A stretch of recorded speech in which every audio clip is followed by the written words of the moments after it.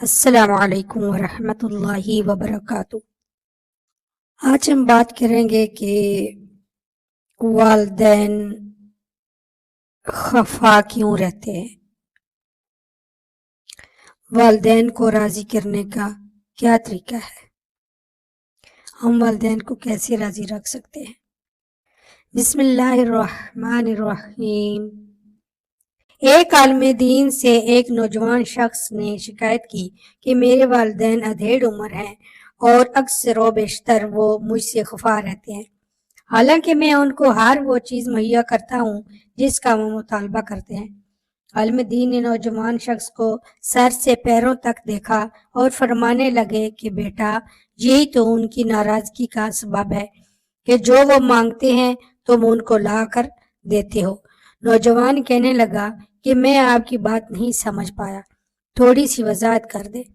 عالم دین فرمانے لگے، بیٹا، کیا کبھی تم نے غور کیا ہے کہ جب تم دنیا میں نہیں آئے تھے تو تمہارے آنے سے پہلے ہی تمہارے والدین نے تمہارے لیے ہر چیز تیار کر رکھی تھی، تمہارے لیے کپڑے، تمہاری خوراک کا انتظام، تمہاری حفاظت کا انتظام، تمہیں سردی نہ لگنے اور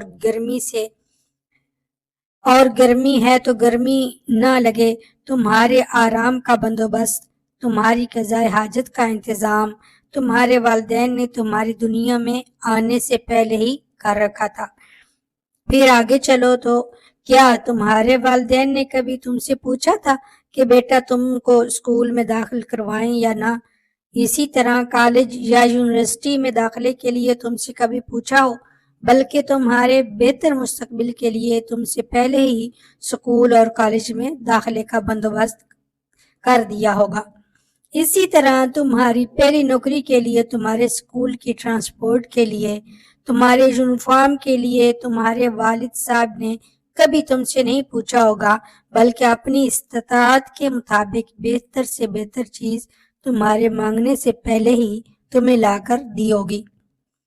تمہیں تو شاید اس کا بھی احساس نہ ہو کہ جب تم نے جوانی میں قدم رکھا تھا تو تمہارے والدین نے تمہارے لیے ایک اچھی لڑکی بھی ڈھونڈنی شروع کر دی ہوگی جو اچھی طرح تمہاری خدمت کر سکے اور تمہارا خیال رکھ سکے۔ لڑکی تلاش کرتے ہوئے بھی ان کی اولین ترجیح تمہاری خدمت ہی ہوگی، بلکہ ان کے تو ذہن میں کبھی یہ خیال بھی نہ آیا ہوگا کہ ہم ایسی دلہن بیٹے کے لیے لائیں جو ہماری خدمت بھی کرے اور ہمارے بیٹے کی بھی۔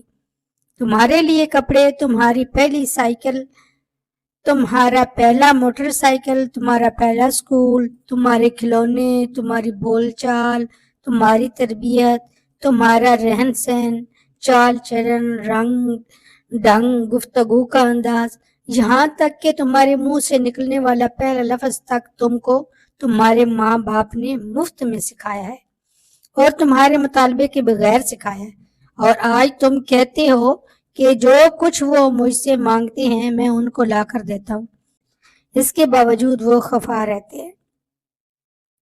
جاؤ، والدین کو بن مانگے دینا شروع کرو، ان کی ضرورت کا خیال اپنے بچوں کی ضروریات کی طرح کرنا شروع کرو۔ اگر ان کی مالی مدد نہیں کر سکتے تو ان کو اپنا قیمتی وقت دو، ان کی خدمت کرو، گھر کی ذمہ داریاں خود لو۔ جیسے اپنے بچوں کے باپ بنے ہو ویسے ہی اپنے والدین کی نیک اولاد بنو اور ان کو بن مانگے دینا شروع کرو۔ اپنے آپ کو اس قابل بنا لو کہ ان کو تم سے مانگنے کی یا مطالبے کی ضرورت ہی نہ پڑے، یا ان کو کبھی تمہاری کمی محسوس ہی نہ ہو کہ کم سے کم اتنا وقت تو ان کو عطا کر دو، ان کے مسائل پوچھو۔ اگر ان کی مالی مدد نہیں کر سکتے تو ان کی خدمت کرو۔ کیا کبھی ماں باپ کے پاؤں کی پھٹی ہوئی ایڑیاں دیکھی ہیں تم نے؟ کیا کبھی ان پھٹی ہوئی ایڑیوں میں کوئی کریم یا تیل لگایا ہے جیسی وہ تم کو چھوٹے ہوتے وقت لگاتے تھے؟ کیا کبھی ماں باپ کے سر میں تیل لگایا ہو؟ کیونکہ جب تم بچے تھے وہ باقاعدہ تمہارے سر میں تیل لگا کر کنگھی بھی کرتے تھے۔ تمہاری ماں تمہارے بال سنوارتی تھی، کبھی ماں کے بال سنوار کر تو دیکھو۔ کیا کبھی باپ کے پاؤں دبائے حالانکہ تمہارے باپ نے تمہیں بہت دفعہ دبایا ہوگا؟